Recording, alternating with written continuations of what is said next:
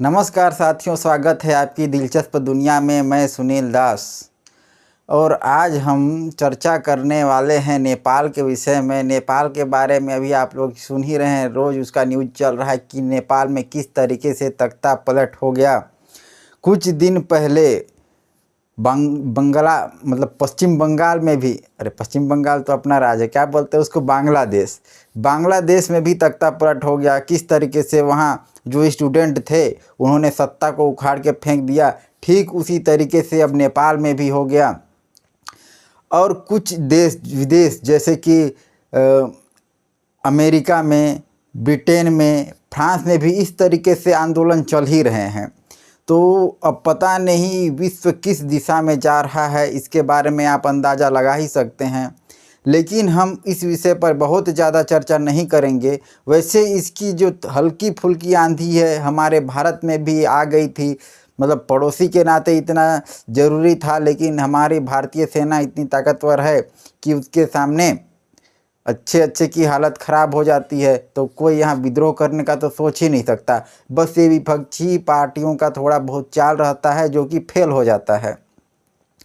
अब बात आती है नेपाल के विषय में। तो नेपाल, अब आपको ये पता है कि भारत लगभग 300 सालों से मुग़ल शासक का गुलाम रहा, लेकिन नेपाल इतना छोटा सा देश होने के बाद भी आज तक, मतलब उस समय नेपाल पर ये मुग़ल शासक आखिर शासन क्यों नहीं कर पाए, तो हम इस विषय पर आज चर्चा करके देखते हैं।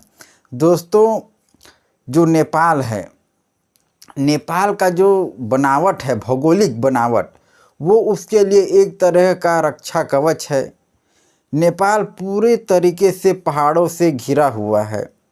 अब ऐसे पहाड़े वाले इलाके में एक तो संसाधन की कमी भी है, ऊपर से पहाड़ी क्षेत्र है, तो यहाँ बहुत ज़्यादा कोई दूसरा मतलब जो आक्रमणकारी है वो अच्छे से आक्रमण नहीं कर पाता।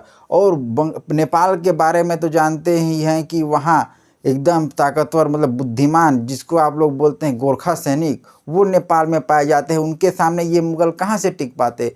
अब इससे ये आता है, देखिए, मुग़ल शासन जो लगभग 300 साल तक भारत में शासन किया, भारत के हर क्षेत्र में उसका शासन क्षेत्र रहा और नेपाल नहीं जा सका। इसका कारण तो पहली बात तो भारत में वो क्यों था कि भारत, आप जानते हैं कि ये सोने की चिड़िया थी। हर किसी का सोच था कि भारत को लूटा जाए, इसलिए भारत जो पठारी क्षेत्र है, जैसे पंजाब हो गया, हमारा नीचे का उत्तर प्रदेश, कर्नाटक वगैरह, ऐसे इलाकों में खेती अच्छी होती थी। उस ज़माने में बहुत, जब फैक्ट्री वगैरह तो रहते नहीं थे कि वहाँ उद्योग खोल दिया जाए, मशीनरी लगा दिया जाए, तो विशेष तौर पे वहाँ कृषि का जो उत्पाद होता था उसके लिए उसका जो व्यापार होता था, कपड़े का व्यापार होता था, सोने चांदी का व्यापार होता था, इस पर ज़्यादा फोकस किया जाता था। जिसके कारण मुग़ल जो है भारत के इन क्षेत्रों में जहाँ अधिकाधिक मात्रा में खेती होती थी, सोने चांदी के भंडार होते थे, ऐसे जगहों पे व्यापार करना शुरू किए, फिर वहाँ पे आक्रमण करना शुरू किए और अपना आधिपत्य स्थापित कर लिए। अब ये नेपाल, ऐसा नहीं कि इनके मन में शुरू से नेपाल के प्रति प्रेम था, नेपाल को ये छोड़े नहीं, नेपाल की तरफ भी ये आक्रमण करने का कोशिश किए, लेकिन नेपाल का जो बनावट, पहाड़ी क्षेत्र, इसके लिए बहुत बड़ा रक्षा कवच। अब देखिए, जो मुग़ल शासक थे या मुग़ल जो सैनिक थे, उनको लड़ने का जो तरीका पता था, लड़ने का जो एक्सपीरियंस था, वो मैदानी इलाकों में था। लेकिन नेपाल पहाड़ी क्षेत्र था, तो उस पहाड़ में जाके वो कैसे लड़ते। और पहाड़ में रहने वाले जो गोरखा थे, उनको तो पता है कि भाई पहाड़ में कैसे किससे लड़ा जाए, कैसे निपटा जाए। अगर कोई मुग़ल सैनिक वहाँ जाने की इच्छा भी करता, कोशिश भी करता, प्रयास भी करता, तो वो गोरखा उसे रास्ते में ही मार देते, उन्हें चढ़ने का मौका ही नहीं मिल पाता।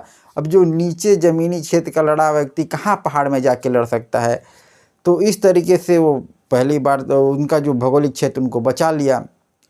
संसाधन की कमी, पहाड़ में कहाँ संसाधन, पहाड़ में उतना खेती भी नहीं होता था, उसमें नेपाल में पहले बहुत बेरोजगारी भी होता था। मेन समस्या तो बेरोजगारी, जो अभी तख्ता पलट हुआ उसका कारण। नेपाल में इतनी बेरोजगारी बढ़ गई थी, महंगाई इतनी बढ़ गई थी कि लोगों का सरकार पर से भरोसा उठ गया था। सरकार भ्रष्टाचार हो गए, मतलब भ्रष्टाचारी हो गया था, जिसके कारण लोगों के मन में आक्रोश उत्पन्न हो गया और उन्होंने तख्ता पलट कर दिया। जो तख्ता पलट कर सकते हैं अपने देश का, वो किसी को दूसरे आदमी को अपने देश में कैसे घुसने देंगे।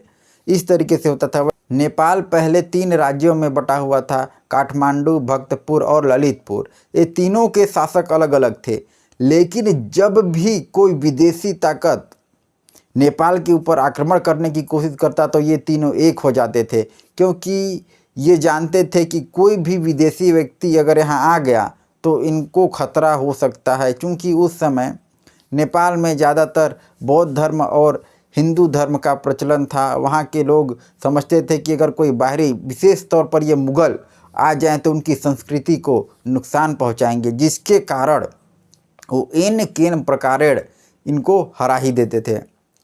और मुग़ल भी ये समझ गए थे कि वहाँ लड़ने बेकार ही है, क्योंकि वहाँ एक तो वहाँ संसाधन भी है नहीं, बेरोजगारी भी है नहीं, ज़बरदस्ती अपने सैनिकों का जान गंवाना अच्छी बात नहीं है। लेकिन वहाँ व्यापार अच्छे से होता था। व्यापार कैसे होता था? भारत और तिब्बत के बीच जो व्यापार होता था उसमें नेपाल एक पुल की तरह कार्य करता था। भारत से सामान नेपाल जाता था, नेपाल से फिर तिब्बत, तिब्बत का सामान नेपाल, नेपाल से फिर भारत। तो इस तरीके से वो व्यापारिक महत्व के लिए नेपाल बहुत अच्छा था। तो मुग़लों ने भी यही सोचा कि इसका जो फ़ायदा है वो हम लोग एक व्यापार सीढ़ी की तरह, व्यापार सेतु की तरह ही करें। तो इस तरीके से मुग़ल और नेपाल के बीच व्यापारिक संधि तो अच्छे रहते थे, बस मुग़ल नेपाल पर आक्रमण कभी नहीं करते थे। तो इस तरीके से दोस्तों नेपाल मुग़ल शासन से बचा रहा। उनके गोरखाओं, उनके सैन्य ताकत, उनके योद्धाओं की वजह से, उनके भूगोलिक बनावट के वजह से। लेकिन अभी कुछ विदेशी ताकत जो है वो खुद तो आक्रमण नहीं कर रही हैं, लेकिन नेपाल में ही कोई विद्रोह ऐसा पैदा कर देती है, मानसिकता को ऐसा बदल देती है कि वहाँ विद्रोह जैसा हो जाता है, तख्ता पलट हो जाता है, वहाँ का शासन सत्ता गिरा दिया जाता है। तो कई विदेशी ताकत हैं जो आज प्रत्यक्ष तौर पे युद्ध तो नहीं करती हैं, लेकिन अलग अलग देशों में इस तरीके से साजिश करके वहाँ का तख्ता पलट कर देते हैं। बांग्लादेश और नेपाल एकदम ताज़ा उदाहरण है। दोस्तों, अगर आपको यह जानकारी अच्छी लगी तो वीडियो को लाइक करें, चैनल को सब्सक्राइब करें। मिलते हैं अगले वीडियो पर, तब तक के लिए जय हिंद।